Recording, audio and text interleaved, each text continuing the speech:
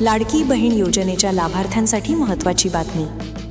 लाडकी बहीण योजनेचा नोव्हेंबर महिन्याचा हप्ता वितरित करण्यापूर्वी सरकारने ई-केवायसी प्रक्रियेवर विशेष भर दिला आहे। योजनेच्या पात्र लाभार्थी महिलांनी तातडीने ई-केवायसी पूर्ण न केल्यास त्यांना पुढील हप्ता मिळण्यात अडचण येऊ शकते, असा इशारा महिला व बालकल्याण मंत्री अदिती तटकरे यांनी दिला आहे। मंत्र्यांच्या माहितीनुसार ई-केवायसी प्रक्रिया पूर्ण करणे अनिवार्य असून यामुळे खालील 2 महत्त्वाचे उद्देश साध्य होतील। योजनेचा आर्थिक लाभ केवळ पात्र महिलांनाच मिळेल, अपात्र लाभार्थी आपोआप योजनेतून वगळले जातील।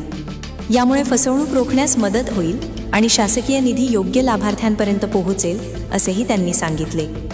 ई-केवायसी पूर्ण केलेल्या महिलांना नोव्हेंबरचा हप्ता कोणत्याही अडथळ्याशिवाय मिळण्याची शक्यता अधिक असल्याचेही त्यांनी स्पष्ट केले।